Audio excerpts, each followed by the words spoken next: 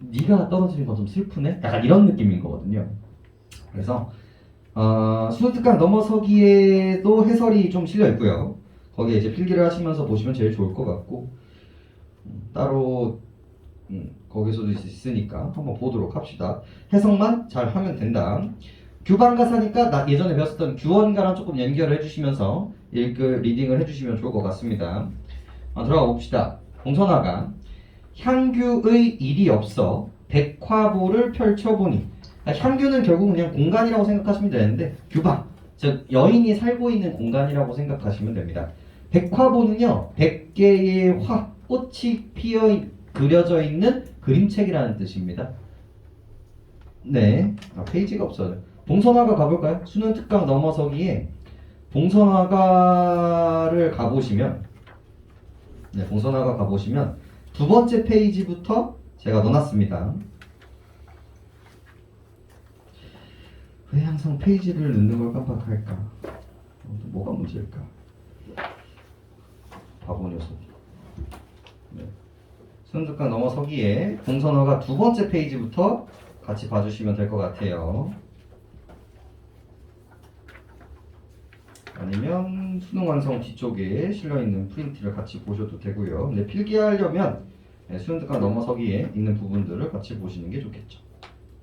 집에서 공부하실 때도 저런 원문을 좀 보시려고 노력을 하시는 게 중요합니다. 보도록 하죠. 자, 규방에서 할 일이 없어 백화보를, 이 꽃책을 펼쳐봤습니다. 그래서 이 향규 같은 경우도 외워두시면 좋은 게 뭐냐면 이 공간이 애초에 여성화자라는 것들을 어필하고 있는 거예요. 규방, 향규 이런 단어들이 이제 가지고 있는 힘이죠. 봉선화, 이 이름을 누가 지어냈는가? 그래서 딱 눈에 띄는 게 뭐예요? 봉선화라는 꽃이고요. 이 봉선화에 뭘 가지고 있어요? 유래에, 이 이름을 지은 거에 대한 유래를 궁금해하고 있는 거예요. 그리고 그 대답이 마지막에 등장을 합니다. 그럼 왜 지었을까? 진유의 옥소리, 자연으로 행한 후에. 그러니까 진유라는 사람이 갑자기 등장을 했죠. 진유라는 사람이. 그럼 뭐겠어? 고사를 사용했구나 라고 생각을 하시면 되겠고요. 신선의 옥피리 소리가 자연 속으로 사라진 후에 규중, 규방에 남은 인연, 일지화에 머물었으니, 이 한 가지 꽃에 머물었으니. 그래서 이 봉선화에 이 봉자가 봉황봉자고요. 선자가 신선선자예요. 근데 왜 봉황과 왜 신선이라는 이름을 이 꽃에다 지었을까? 이런 것들에 대한 이제 고민을 보여주고 있는 거거든요.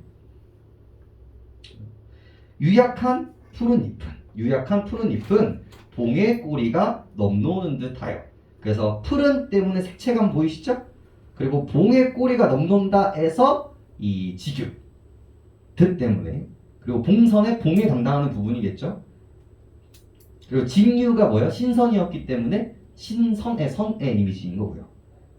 자약히 붉은 꽃은, 아름다운 붉은 꽃은 자하군을 헤쳐놓는 듯 하구나. 이 자하군도요, 이 신선의 옷을 상징하는 것들이었습니다. 그래서 봉선의 이름을 설명하기 위해서 이 신선의 이미지들을 갖다 쓰고 있다라고 보시면 되겠죠.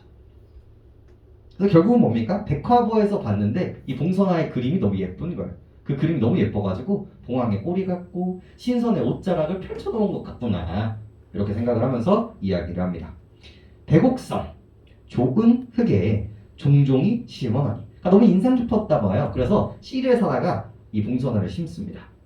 춘삼월이 지난 후에 향기 없다고 비웃지 마시오. 그래서 봄이 지난 후에 향기가 없다고 비웃지 말래요. 그 이유가 등장을 하는데, 취한 나비와 미친 벌이 따라올까봐 두려워서라네. 그래서 대변을 해주고 있죠. 얘가 향기가 좀 약해요. 그래서 그런 것들을 이제 얘기를 하고 있는 건데 왜 안 하는 거래요?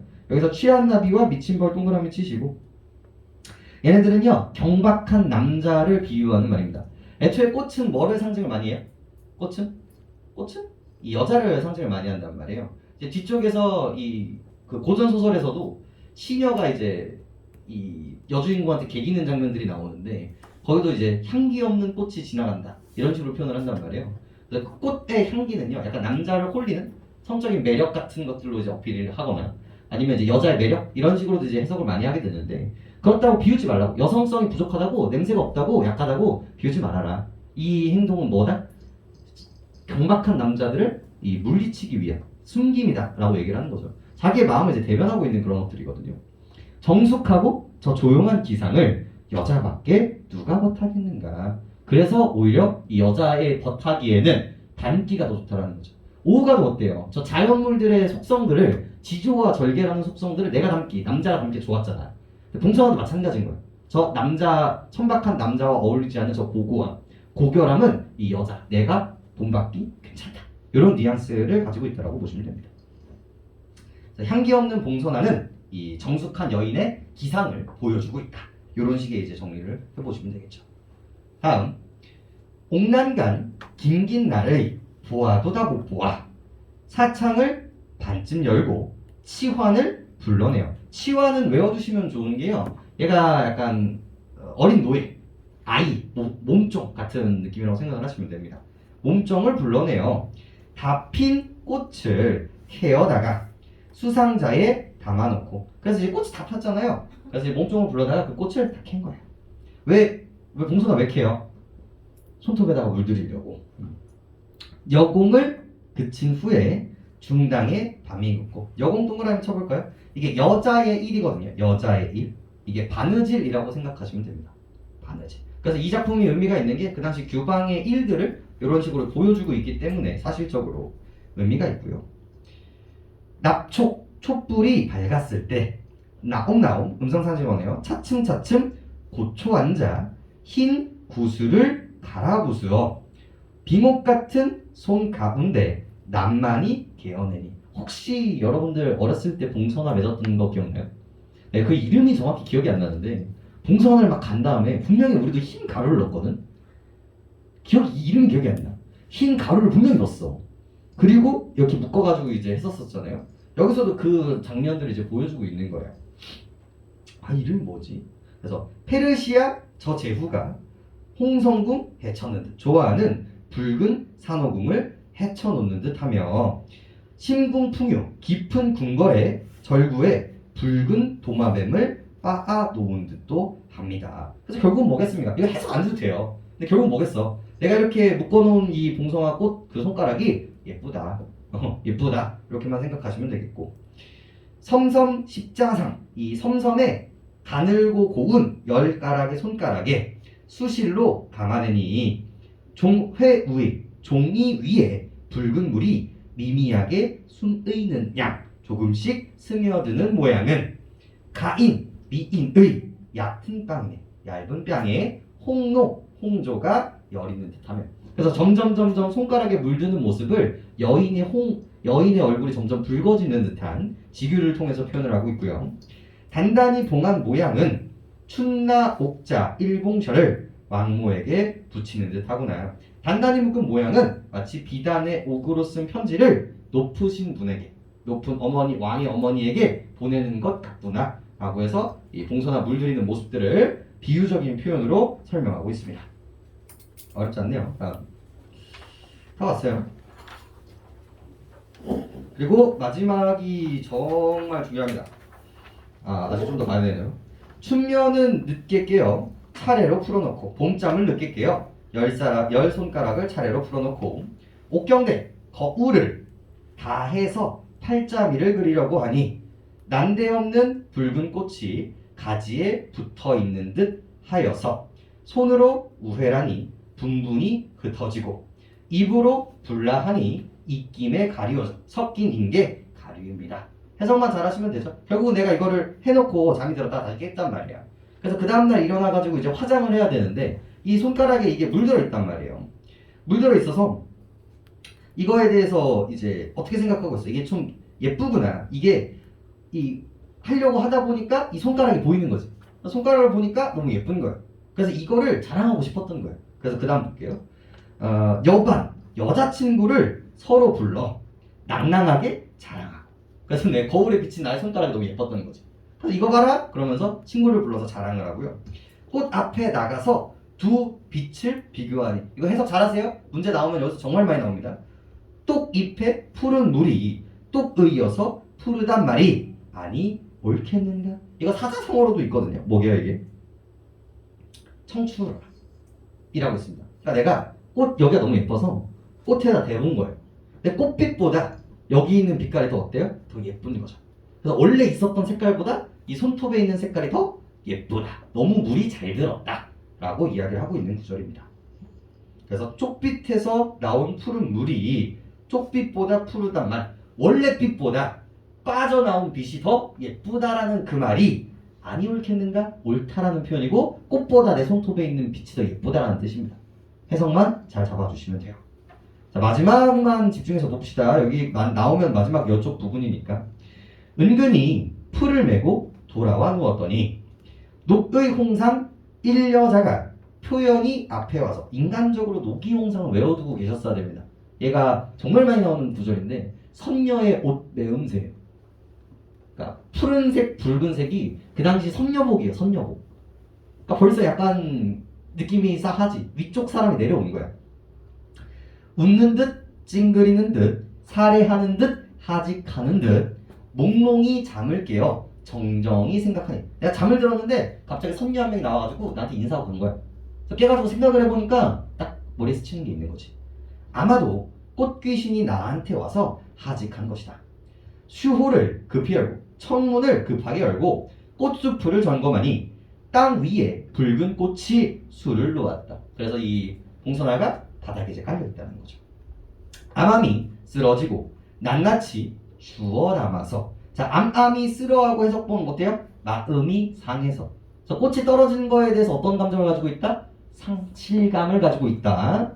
체크하시고 꽃 따려 말하기를 그대는 한스러워마소. 그래서 어떻습니까? 기본적으로 의인법을 베이스로 하고 있죠. 말을 건네고 있어요. 그대는 한하지 마소서. 세세년년 꽃빛은 을구하니 을구하니도 외워야 되는 서술어예요. 변하지 않으니 불변성을 가지고 있습니다. 하물며 그대의 당최는 자취는 내 손에 머물러 있지 않는가. 동원의 여기서 봐. 동원의 도리화는 편사춘을 자랑하지 마라. 도리화는 뭘까요? 지금 아직도 뭐야? 아직도 뭐가 달려있어? 도화와 행화가 달려있는 거야. 배꽃과 살구꽃과 복숭아꽃은 아직도 깨끗하게 달려있거든요. 걔네들은 이제 좀 더 가니까. 근데 자랑하지 말래. 그 이유가 뭘까? 니들이 떨어지는 건 아무도 슬퍼하지 않아. 그 구절이 나오거든요. 20번 꽃바람에 적막하게 떨어진들 누구라서 슬퍼할꼬? 슬퍼하겠는가? 슬퍼한다 안 한다? 안 한다. 하지만 이 봉선화 꽃은 누가 슬퍼해? 내가 슬퍼하는 거야. 규중에 남은 인연 그대와 한 몸뿐일세. 그대 한 몸뿐일세. 봉선화 이 이름을 누가 지었는가? 왜? 아까 오프닝 때 뭐라고 했어? 왜 신선이라는 왜 봉황의 꼴이라는 이름을 가지고 이 꽃에다가 이름을 지었는가? 이렇게 사람과 이 인연을 맺게 해서 잊혀지지 않게 하기 때문에 봉선화라고 이야기를 하는구나. 그래서 이렇게 해서 지어지는구나. 그래서 마지막 구절 해석 정말 잘해야 되거든요. 얘네들은 한스럽잖아.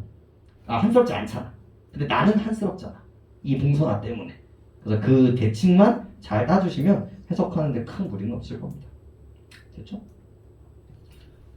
문학적으로 표현적으로는 그렇게 어려운 작품은 아니라서요. 지규 비규 비유 지규 잘 찾으시고 의인법 잘 찾으시고 규중에 있었던 그런 실어들 실생활에 사용하던 언어들이 사용되고 있다 정도만 잡아주시면 되는 작품입니다.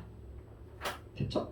집에 가셔서 한번 쭉 읽어보고 해석하시면서 납득을 하시고 문제를 풀어보시면 정돈이 조금 될 겁니다. 잡노래로 가보죠. 잡노래도 별거 없어요. 정말 금방 끝납니다. 문학이 수능 완성은 좀 약해. 왜 이렇게 배치를 이렇게 놨지?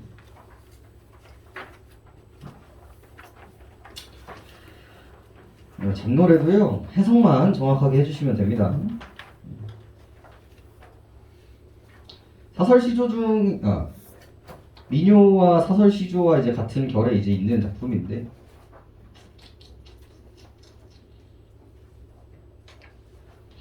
자 봅시다. 자마자마 짙은 자마 이내 눈에 쌓인 자마. 그래서 잠아 짙은 잠아 벌써 뭐 어떤 느낌이 들어요? 충분히 BA의 느낌이 드는 것도 확인할 수 있고요. 그 다음에 잠아라고 얘기하는 거니까 말을 건네는 방식. 그죠? 그 다음에 의인법 베이스로 하고 있다는 것도 확인할 수 있습니다. 그죠? 푼자 좀 어렵니? 그거는 비문학. 그건 비문학. 그거는 지금 안 쓰고. 그거는 모의고사 과제문. 그거에서 맨 뒤로 가볼래요? 아마 대부분 거기를 보면 해결될 겁니다. 맨 뒤쪽에 있을 거예요. 맨 뒤쪽에서 한 두 번째쯤. 전 잡노래. 잘했어요? 자마자마 짙은 자마, 이내 눈에 쌓인 자마. 그래서 내 잠을 의인화해가지고요. 내 눈 위에 올려 있는 것처럼 느끼고요. 그리고 잠이라는 건 눈에 보여요, 안 보여요? 안 보인단 말이야. 그래서 추상의 구체화도 여러분들이 잡아낼 수 있어야 됩니다. 영치불구 이내자마. 이 영치 없이 찾아오는 이 잠 같은 놈아. 범치두덕 이내자마. 그래서 두덕, 이 내 눈 위에다가 산처럼, 이 언덕처럼 쌓여 있다라는 걸 이제 확인할 수 있죠. 어제 간밤 오던 잠이 오늘 아침에 다시 오네. 그래서 어젯밤에도 졸리고 오늘 아침에도 졸립다라는 걸 표현하고 있습니다. 자마자마 무슨 잠고 가라 가라 멀리 가라. 지금 잠한테 뭐라고 얘기하고 있어요? 자꾸 졸리니까 제발 나한테 좀 꺼져라. 나 좀 멀쩡한 정신으로 가게 해달라. 세상 사람 무수한데 구태 너는 간데 없어. 원치 않은 이내 눈에 이렇게 자심하느뇨. 점점 심해지느뇨. 자, 그 다음 잘 보세요. 주야에 한가하여 월명동창 혼자 한자. 주야에 밤낮으로 한가해가지고요. 창을 바라보면서 삼사경 깊은 밤을 허도히 보내면서 쓸데없이 헛되이 보내면서 잠 못 들어 하나는 그런 사람이 있건만은. 자, 이런 우리 소설들 되게 많이 봤었잖아요. 님이 너무 그리워서 혹은 일이 너무 심란해서 나라에 대해서 너무 걱정이 많아서 창가에서 잠 못 드는 환경을 정말 많이 봤단 말이야. 그런 사람들 정말 많은데 그런 사람들한테 가가지고 잠이나 자게 해주지. 왜 할 일 많은 나한테 오니? 그래서 뭐 보여주고 있어요? 대조대비 보여주고 있죠. 쟤네들한테는 왜 안 가고 나한테만 오냐. 무상불청 속절없이 청하지도 않은 원망소리 온 때마다 듣난거니. 나는 원하지도 않았는데 왜 자꾸 나한테 와가지고 원망소리를 듣고 가는 거냐. 그래서 뭐 사람한테 대하는 얘기인 거죠. 원망하고 있다. 그리고 세상에는 공평하지 않다. 이런 결들이 있고요. 석반을 거두치고 황혼이 다대마는. 저녁밥을 다 먹고 황혼이 다대마는 어두워지자마자 낮에 못한 남은 일을 밤에 하려고 마음 먹고. 그래서 밤에도 일을 해야 하는 그 당시 여인들의 고된 삶들도 형상화되고 있다는 점에서 의미가 있습니다. 앞에 했었던 봉사나에서는 물론 좀 위쪽 계층이긴 했지만 그래도 여공이 있었죠. 여자가 하는 업무들. 그래서 그런 결들이라고 좀 보시면 되겠고. 언하당 황혼이라 섬섬옥수를 바삐 들어서 등잔 앞에 고개 숙여 실 한바람 불어내어 드문드문 질긋바늘 두어뜸 뜯은 마늘. 자, 그 당시에 여자들이 했던 일들이 뭐라고요? 다 이제 옷감을 만들고 이 배를 짜는 일들이었죠. 그래서 그거를 하려고 했는데 한 땀만 뜨자 보니까 난데없이 이내잠이 소리 없이 달려드네. 그래서 저녁 먹고 나서 좀 일 좀 하려고 하니까 바느질 품삯질 좀 하려고 하니까 졸음이 온다. 눈썹 속에 숨었는가 눈알로 솟아왔는가 이눈 저는 왕래하며 무슨 요술을 비우는가. 맑고 맑은 이내 눈에 절로절로 희미해진다. 자, 이거 웃긴 표현일까요? 그냥 평범한 표현일까요? 여러분들이 납득하지 못하겠지만 웃긴 표현이에요. 그래서 기본적으로 민요, 기본적으로 사설 시조의 베이스는 뭐다? 해학적 표현을 조금 가지고 있다. 지금 잠이 오고 있는 이 고단한 삶 때문에 너무나 힘든 잠이 오고 있는 것들을 되게 위트 있게 표현하고 있는 거예요. 잠아 제발 좀 꺼져라.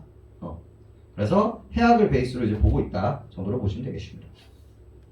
문제는 또 그렇게 어렵지 않았고 잘 풀어오셨기 때문에 두 가지만 잘 갖고 가시죠. 표면적으로는 잠에 대한 원망이 되게 메인적인 감정선들인 거고요. 그 내면에는 뭐가 있습니까? 삶의 애환이 깔려 있는 거예요. 너무나 살기가 힘들고 밤에도 일을 해야 되는 여성화자의 모습을 보여주고 있단 말이에요. 근데 이거를 또 뭐가 나오는 거야? 평민적 낙천성으로 이겨내는 거예요. 기억나야지. 니마 오마 학원을 님인 줄 알고 열심히 갔는데 뭐야 주출이 3대였고 와씨 밤이니까 망정이지? 남이를 웃길 뻔 했구나 하고 끝나는 게 해학성이었잖아요. 이것도 똑같은 거야. 졸려서 뒤지겠는 거야.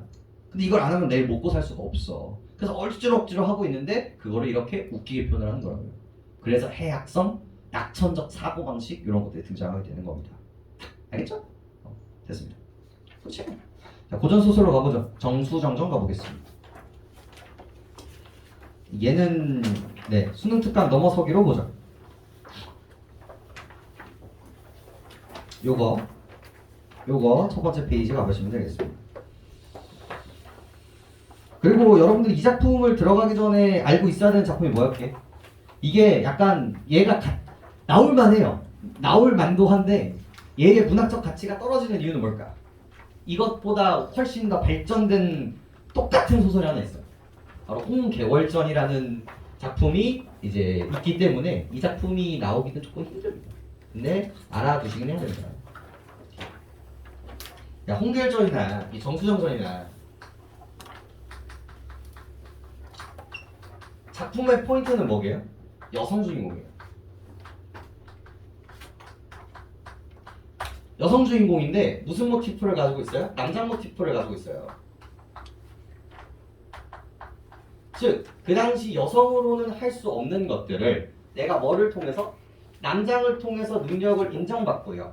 그리고 더 나아가서 자기 남편, 자기보다 능력이 낮은 남편을 자기가 컨트롤하는 모습을 보인단 말이에요.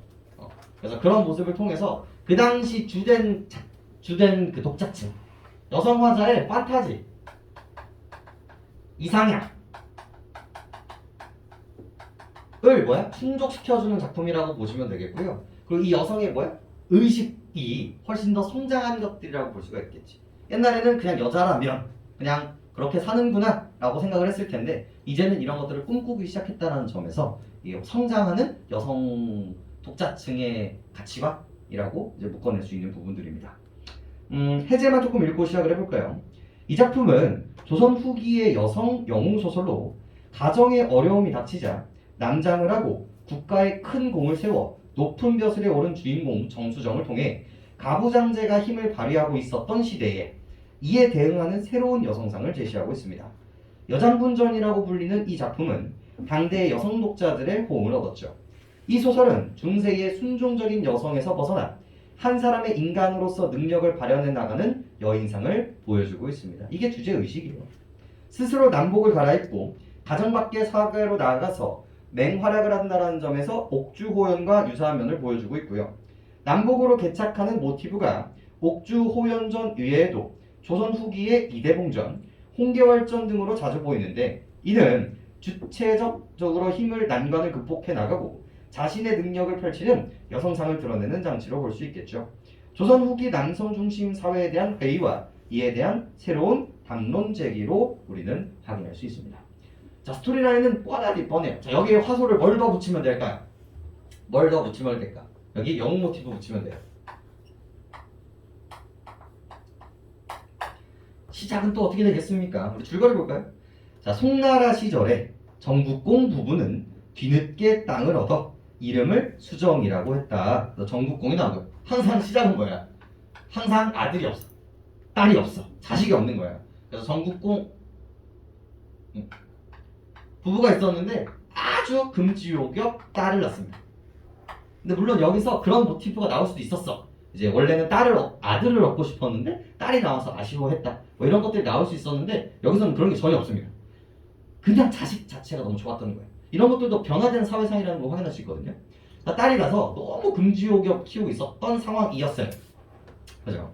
근데 장국공은 장승상의 아들 장현이 비범하다는 것을 알고 부친과 상의하여 둘을 약혼시킵니다. 이제 약혼 모티프가 나왔죠. 그래서 장승상이라는 사람이 등장하고요. 그리고 얘의 아들이 등장을 하는데 이 아들이 남주인공으로서의 역할을 하게 됩니다. 그래서 장현이 되고요. 이름 따는 거 보이시죠? 우리 장씨, 여기 정씨, 지읒이라서 헷갈리시면 안 돼요. 정수정. 여기서 이제 시작을 한단 말이에요. 그래서 이 영웅 모티프의 시작점은 뭐예요? 비범한 탄생이죠. 얘도 꿈꿨을 때 뭐예요? 선녀가 내려오고 막 그런 느낌으로 이제 시작을 하는 거고요. 그러면서 탄생하고 나서 그럼 뭐 나와야 돼? 이제 위기, 첫 번째 위기 나와야 된단 말이야.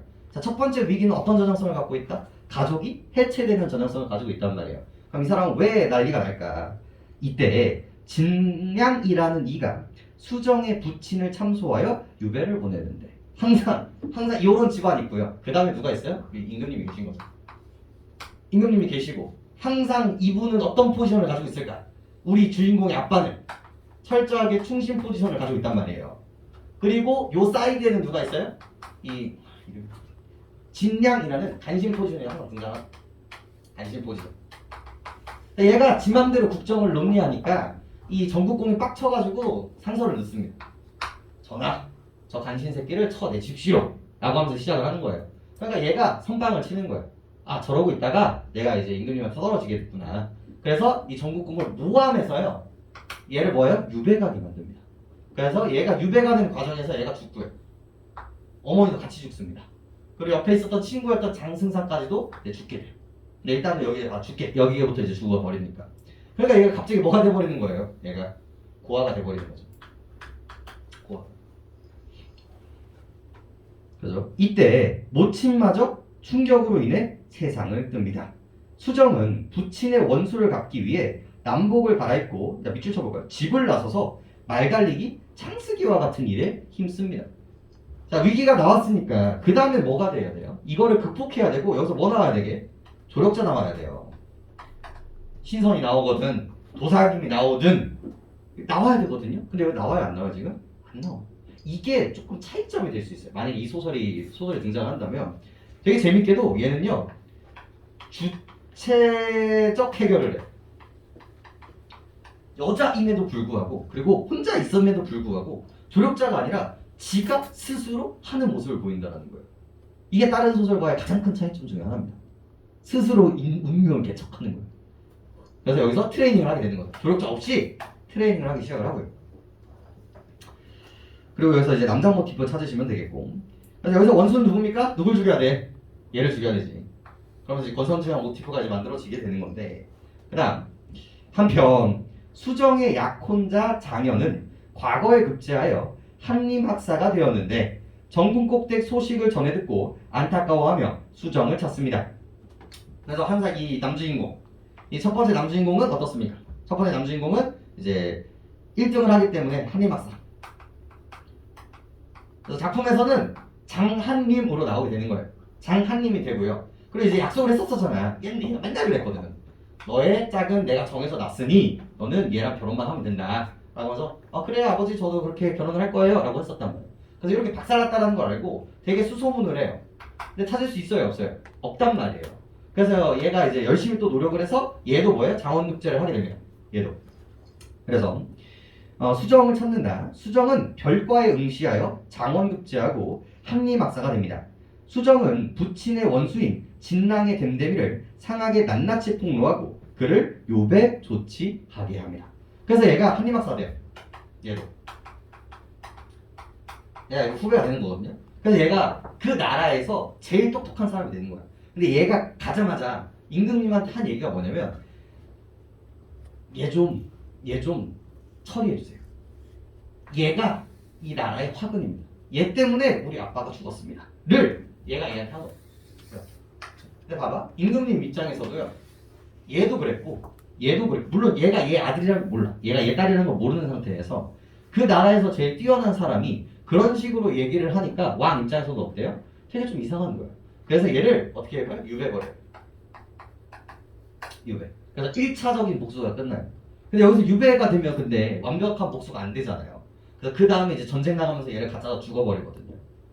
일단은 첫 번째 이렇게 되고요. 그 다음에 장현은 조정에서 수정을 만나지만 남복하고 있던 수정을 알아보지 못하고 그의 약혼자인 오빠인 줄 안다. 장현은 자신의 여동생을 죽었다는 수정의 거짓말을 고지고대로 듣고 위승상의 딸과 혼이 나게 됩니다. 보세요. 얘가 그래서 봤는데 얘 다음 연도에 1등이 얘래. 당연히 관심이 갔겠지. 서로 우연하게 만나 이렇게 만나게 됩니다. 근데 어디선가 많이 본 얼굴이야. 근데 알고 보니까 누구야? 얘 전국공의 아들이었던 거지. 혹시 자네 누이나? 그러니까 남자잖아. 혹시 자네 누이나? 언니나 누나나 딸내미가 있었니? 라고 물어보니까 전에 그렇게 하면서 갔어. 죽어버렸어. 그래서 이제 시무룩해진 거죠. 실망하고 얘가 그래서 결국은 그냥 혼자 살 수 없잖아요. 그래서 봐봐. 첫째 부인이 만들어져요. 위 부인이 만들어집니다. 위승상이라는 사람과 이제 결혼을 하게 되는 위승상의 딸내미와 결혼을 하게 되는 거예요. 그죠? 이렇게 되고 나서 이제 뭐가 터지냐면 1차 위기에서 해결됐잖아. 지 혼자 스스로. 그럼 이제 뭐가 나와야 돼? 위기 두 번째가 나와야 돼. 위기 두 번째는 어떤 일이 일어나요? 개인 가족의 일이 아니라 나라 전체 일이 일어난단 말이야. 맨날 나오는 게 호황이. 맨날 나오는 게 그 오랑캐 새끼들이란 말이야. 그래서 오랑캐 애들이 쳐들어오게 됩니다. 호황. 호황이 침략, 1차 침략을 해요. 1차 침략. 그럼 누가 나가가지고 이겼겠어? 누가 나가서? 이 정수성이 나가서 개박살을 나게 되는 거죠. 여기서부터 이제 분담 소설로 바뀌게 되는 거예요. 전쟁 씬들 조금 나오면서. 근데 얘가 이제 다 갖다 부십니다. 그래서 이제 금리 황황하고 오니까 이제 항상 패턴이잖아. 우리 임금님이 누구의 이제 빠돌이가 되는 거예요? 아이돌이 되는 거야, 얘가? 얘네들이 다 아이돌이 돼버리는 거예요. 그래서 얘가 얘를 너무 아껴서 왕으로서 해줄 수 있는 가장 좋은 게 뭘까? 뭘 주선해 주는 거예요? 뭘 주선해줘? 결혼을 주선해 주는 거야. 홍계월전은 어떻게 들켰는지 기억나요? 홍계월전은 얘가 아파하니까 자기 어이를 보내가지고 맥 집어보니까 여자였던 걸 확인하는 거잖아. 근데 얘는요, 결혼을 주선해줘요. 그래서 얘는 이미 결혼을 한 상태잖아. 그래서 얘가 뭘 제안하냐면 자기 공주. 또 얘가 문제야. 자기 딸내미를 결혼시킵니다. 그럼 얘가 뭐가 되는 거야? 부마가 되는 거죠. 얘도 공주가 있고 얘도 공주가 있는데 얘도 이제 결혼을 시키고 얘도 부인이 있는데 너 공적을 보면 2명 돼도 돼. 그러니까 얘 공주랑 해. 공주랑 결혼해. 이제 두 번째 부인으로 공주가 이제 잡히게 되는 겁니다. 이렇게. 근데 문제는 얘지. 그래 큰일 났잖아. 왜? 여잔데 첫날밤 하면 바로 들키게 된단 말이야. 계속 속일 수 없잖아. 그래서 집에 들어가서 뭘 쓰는 겁니까? 편지를 쓰는 겁니다. 전하, 죄송합니다. 제가 잘못했습니다. 죽여주시옵소서. 그런단 말이야. 하지만 제가 아버지의 원수를 갚기 위해서 이러이러한 일을 한 거니까 봐주세요. 이렇게 한단 말이에요. 근데 이거를 받아들인다 안 받아들인다도 되게 중요해요. 이 왕은 어떻게 해? 그걸 완전 다 받아주죠. 아 그래 인정. 너희가 그런 거 듣고 너의 공이 많으니까 봐줄게. 한 번씩 넘어가게 된단 말이에요. 그래서 뭐 읽어보면 북적이 침공하자 수정은 대원수가 되고 그의 추천으로 장현은 중군이 되어 출전하여 적군을 물리친 후 개선을 합니다. 천자가 장현과 수정을 부마로 삼고자 하니 수정은 신분을 속인 죄를 글로 올려 용서를 빕니다. 천자는 수정을 용서하고 이것도 포인트죠. 장현과 혼이 나도록 주선하고 부마로 삼습니다. 꼭 황제가 문제야. 그냥 혼자 살면 되는데 얘의 셋째 부인으로 이제 누굴 내는 거예요? 여기 있는 이 수정이를 내는 거예요. 그래서 얘는요 사실 욕심이 별로 없었거든요. 근데 갑자기 뭐야? 부인이 3명 내버리는 거예요. 근데 문제는 내 마누라가 자기보다 벼슬이 높아. 그러니까 얘 입장에서는 좋아요 이상해요? 좀 이상한 거예요. 그리고 얘 입장에서도요 꼴같지 않은 거예요. 자기보다 낮고 능력치도 낮은데 이 사회 때문에 내가 어쩔 수 없이 얘 밑으로 들어가야 된다는 것 자체가 되게 웃긴 거죠. 그러니까 사회에서는 내가 높고요. 가정에서는 얘가 높아지는 그런 묘순이 만들어지게 되는 거예요. 그래서 여기서 뭐가 일어나면 갈등이 일어나요. 그리고 그 갈등이 처음에는 괜찮았거든요. 근데 갈등이 일어나는 계기가 홍계월전이랑 완전히 동일합니다. 이 장현의 애첩이 있는데 항상 누구야? 기생이 있는 거예요. 기생. 그래서 여기랑 안 놀고 여기랑 노는 거야. 맨날. 그러더니 얘가 원래는 얘한테 깍듯이 돼야 되거든요. 깍듯이. 근데 얘가 이렇게 지나가고 있는데 위에서 이렇게 높이 서가지고 이렇게 내려다보면서 저기 향기 없는 꽃이 지나가는구나 그러는 거예요. 그러니까 남자의 사랑을 받지 못하는 여자가 나보다 뭐야? 아래다? 라는 식으로 건방을 떠는 거죠. 그럼 여기서 얘가 빡쳐서 뭐예요? 그 자리에서 그냥 칼로 베어버려요. 그러니까 자기의 애첩을 죽여버리니까 장현이 빡치겠죠. 그래서 이제 여기서부터 본격적으로 갈등이 시작을 하게 됩니다. 여기서 이제 홍계월전이랑 다른 점은 뭐냐면 여기에 플러스 시어머니까지 나와요. 요게 갖고 시어머니가 아들이랑 같이 이 수정이를 조지는 광경이 이제 모의고사에 한번 실린 적이 있습니다. 단만 났으니까 한번 즐겨보시면 되겠고. 그리고 나서 이 갈등을 그럼 어떻게 풀까? 이 갈등을 어떤 식으로 풀까요? 그래서 이 갈등을 풀기 위해서요 호황이 한 번 더 노력을 해줍니다. 호황이 2차 승략을 해요. 그래서 원래 이제 부인으로서 여자로서 살아가고 있었는데 얘를 막을 사람이 없잖아. 그래서 온 조정의 신하들과 이 임금님이 이 수정이를 다시 데리고 옵니다. 갑자기 또 얘보다 벼슬이 훨씬 더 올라가는 거예요. 그러면서 이제 땡깡 피고 뭐 하고 있는데 결국은 얘가 위기에 빠졌을 때 얘가 뭐야? 딱 나오면서 도와주는 거지. 너 나보다 낫다고 했는데 나 없으면 아무것도 못하지? 그럼 이제부터 우리 마누라 하면서 이제 행복하게 살았습니다 하고 이제 끝나는 게 이 전체적인 작품입니다. 알아야 돼요. 이 정도 스토리 라인들은. 홍결점 기반으로 너무나 많은 얘기들이에요. 더 읽어보죠. 그래서 부마를 삼고자 그랬고 이에 장현은 새 부인과 함께 살게 됩니다. 그런데 장현의 총흐이 영춘이 여애에서 벗어나자 방사에 찌자 그녀를 제거한다. 호황이 다시 침범하자 수정은 대원수로 출정하고 장현에게 출정한 것을 명합니다. 싸움 도중에 비록 남편이지만 중군인 장현이 군량 운반 과정에서 잘못을 저질렀으므로 참수하려고 하나 재장군의 만류로 용서하고 그를 곤장으로 다스리죠. 적군을 물리친 후에 돌아오던 수정은 여기도 포인트인데 진량을 처결하여 원수를 갚습니다. 그래서 얘 돌아오는 길에 봐봐 여기까지 막았어. 야 나라를 2번이나 구했단 말이야. 그럼 자기 건드릴 사람 있게 없는 거야. 그래서 그때 유배를 보냈던 이 진량을 지나가는 길에 불러다가 조져버려요. 참수를 시켜버려요. 사실 이거 약간 모독죄거든요. 황제가 시키지도 않았는데 이걸 해버린 거야. 어떻게 보면 되게 건방진 행동일 수 있는데 국가의 영웅이란 말이야. 그리고 뭐에 보호막이 있어요. 효라는 명분이 있었단 말이에요. 그래서 이것도 이제 그냥 넘어가게 되고 이 장면을 보면서 화해를 하고 이제 생각했지 뭐 남편이 객이 나가는 저렇게 목이 날아가겠구나 이런 식으로 생각을 했는지 이제 화해를 하고 행복하게 살았습니다. 라고 끝나는 게 이 작품물입니다. 이거는 작품을 좀 보죠. 좀 포인트들이 몇 개가 있어서 수능 완성으로 돌아가 볼까요?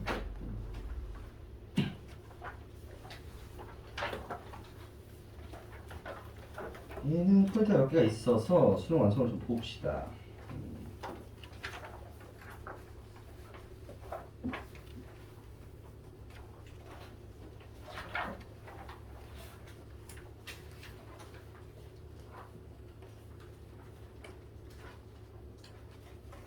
오늘의 비문학 영상은 그게 되겠죠.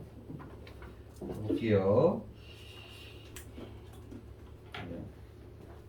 자, 이때가 대업 29년의 이른 봄이었다. 시간 잡아주시면 되겠고 임금이 각도의 제후에 문무백관을 모아 조화할 때 신하들에게 말했다. 청주 정수정이 아직 부인을 맺지 않았고 짐에게는 한 공주가 있으니 수정을 부마로 삼고자 한다. 경들의 뜻은 어떠한가? 그러니까 임금님이 주인공한테 부마를 삼으려고 하는 게 너무나 당연한 스토리라인이 되면 돼요. 이제 벌써 3번이나 나오잖아요. 그래서 신하들이 일시의 분부가 지당하다고 아랬다. 봐봐. 이것도 긍정이 중요한 거야. 반박이 아니라 긍정을 했다라는 뉘앙스가 중요한 거라고. 이에 임금이 정수정을 불러 이 사연을 말했고 정수정은 꿈에도 생각하지 못한 분부를 들으니 이것도 알았다 몰랐다? 몰랐다. 이렇게 정리를 해야 되고요. 혼비백산하여 한참을 아무 말도 못하다가 엎드려 아뢰었다. 신이 미천한 몸으로 어찌 금지옥엽의 배필이 되겠습니까? 만만불가하오니 폐하는 살피어 본부를 거두시어 신의 마음을 편하게 하기 바랍니다. 1차 거절. 임금이 웃으며 말했다. 공주를 경에게 시집보려고 하는 것은 짐의 두터운 뜻이다.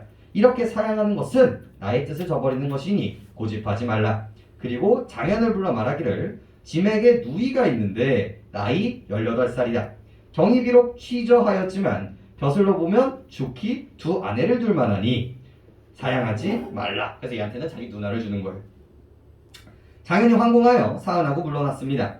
임금이 조화를 파하자 정수정과 장현이 함께 예부상서 맹동현의 집에 와서 맹동현은 동그라미 쳐놔야겠죠? 공간이 바뀌었으니까.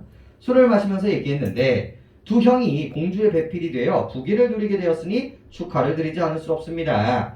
정수정은 아무 말도 하고 있지 않고 장현은 허허 웃으며 말했다. 그래서 뭐 느껴야 돼요? 대조, 대친 느끼시면 되고요.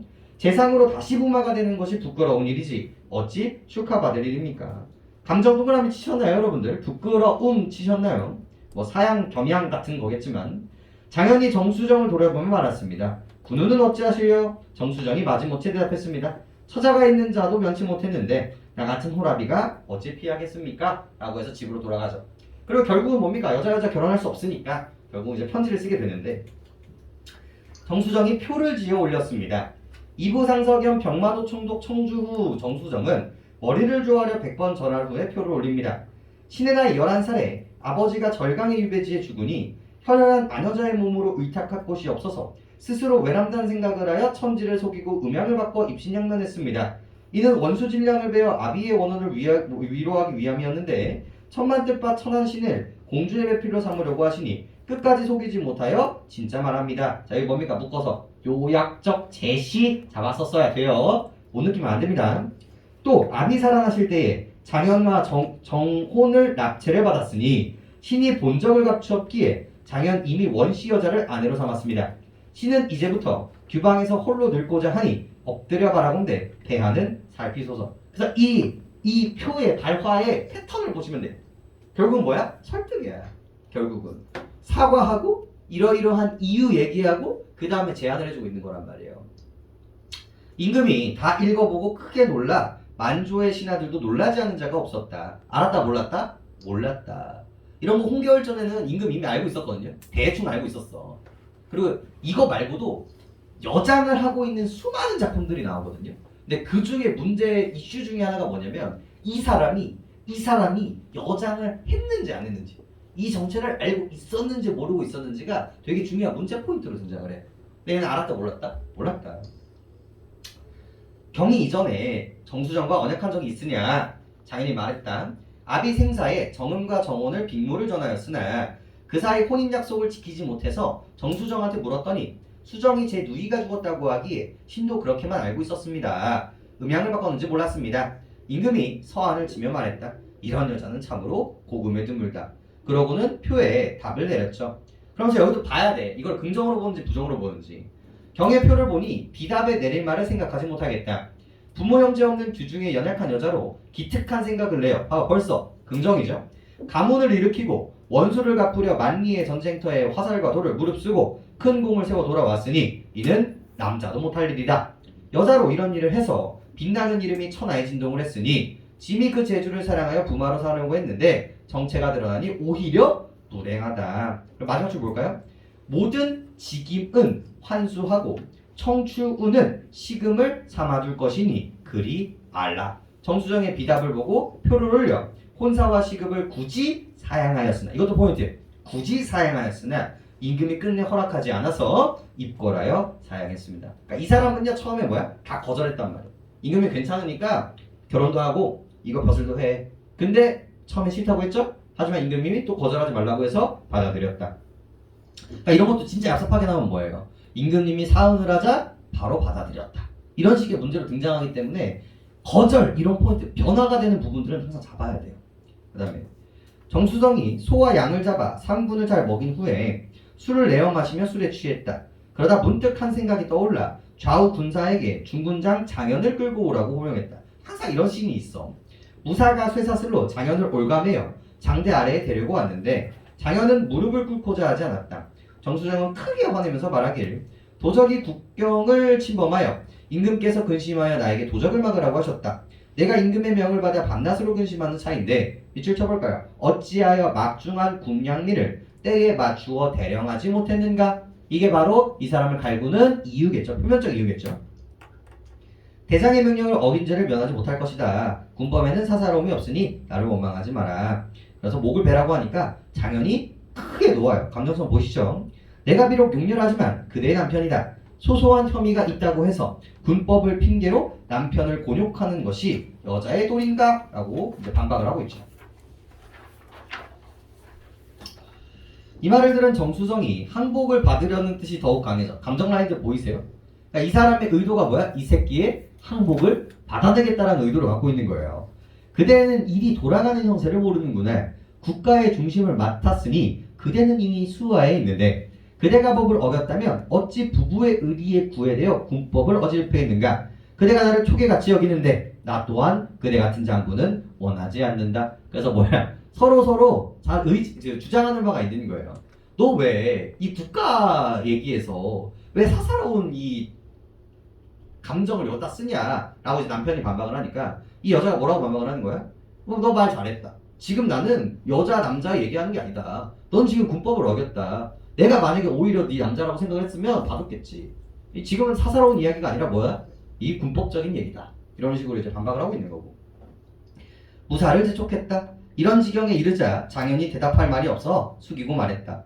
수만석 군량미를 육로로 운반치 못하여 강으로 옮겼는데 순풍을 만나지 못해서 늦었을 뿐이요. 어찌나 해주라고 할 수 있겠소? 라고 하면서 이제 주변 장수들까지도 말리기 시작해서 봐주게 되고요. 그 다음에 어떤 얘기가 나와요? 이제 지나가다가 자기 원수가 있는 이 유배지를 거쳐가게 되는 거죠. 그래서 개 끌 거다가 목을 벤단 말이야. 그리고 그 다음도 웃겨요. 그 다음도 이제 이 사람이 시키지도 않은 짓을 했지만 이 왕은 이 나라를 구한 충신이기 때문에 이거를 봐주고 있는 부분들을 보이죠. 야, 근데 마지막에 그 231페이지에 제목 위에 있는 부분들 잠깐 읽어볼래? 이거 한 번에 찾았는지 여러분들 반추해 보세요. 장현은 봉부의 병사를 거느리고 바로 본주인 기주 동그라미 치셨나요? 문제 풀 때.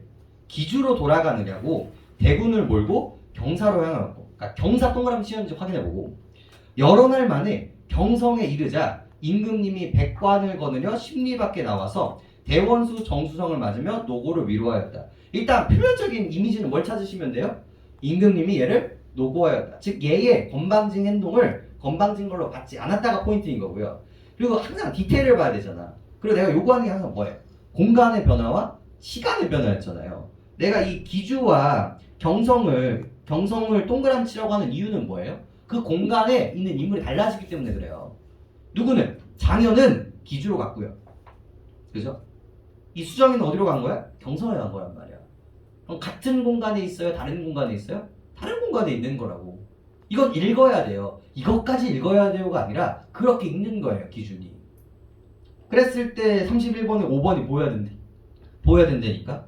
정수정은 전량을 죽인 위해 진량을 죽인 위해 장현과 함께해서 동그라미를 쳐야겠지. 근데 대충 읽으면 안 보여. 근데 그 대충과 디테일의 공간의 기점들을 내가 얘기해주고 있잖아요. 다 보라는 게 아니라 공간이 나왔을 때는 봐야 된다고. 인지가 나왔을 때는 봐야 되는 거고. 두 개밖에 얘기 안 하는데 바로 못 찾았으면 아직도 그렇게 안 읽는 거예요. 아직도. 그죠? 그 다음에 32번은 1번 찍으신 분들이 많더라고요. 32번에 1번. 가에서 장현은 이미 처자가 있는 상황이라는 점을 이유로 부마가 되는 것을 감정 보이시나요? 부끄러워하고 있으면 알 수 있다. 야, 부끄러운 이유가 뭐였어? 내가 높은 재상의 벼슬이 있었는데 부마가 되는 건 사실 낮아지는 거거든요. 그러니까 그게 부끄럽다라고 이야기를 하는 거지. 아, 내가 부인이 있는데 또 부인을 얻어가지고 부끄러워. 감정의 인과가 아니란 말이야. 그러니까 아직도 그냥 부끄럽다만 보고 찍는 거야. 감정이 나오면 그 인과까지도 봐야 되는데 그냥 부끄럽네? 동그라미 치면 안 된다는 거죠. 답은 이제 2번은 쉬웠고, 3번도 결국은 뭡니까? 일부러 모른 척하고 있다. 인지에 대한 이야기가 또 등장하고 있죠. 알았니 몰랐니? 일부러 모른 척하려면 뭐가 등장해야 돼? 전제 조건으로. 알고 있었다가 등장을 해야 되는데 그런 것들이죠. 없었잖아요. 그런 것들 보시면 되겠고, 33번도 그렇게 어렵지 않았고, 34번은 보기 내용은 알고 있어야 됩니다. 이 여성상이 어떻게 굴러가는지. 3번 보죠. 정수정이 부친의 생전의 장현과 정혼을 하고 납치를 받은 것은 이게 뭐야? 유교적 사회고 오히려 억압이잖아요. 그리고 얘 좋아해서 싫어서 이거 싫어했다고 거절했단 말이야. 근데 정수정이 유교적 사회의 여성으로 겪던 많은 제약을 상징하지 제약을 벗어난다라고 얘기하면 안 되겠죠. 가장 클래식한 문제입니다. 보기에 제약이 있고 그 제약을 이겨내기 위해서 남장을 했다라고 얘기하잖아요. 근데 그걸 완전히 반대로 내고 있다라고 보시면 되겠죠. 됐습니다. 5분만 쉴게요. 5분만 쉬었다가 비문학 봅시다. 그거 뭐야, 달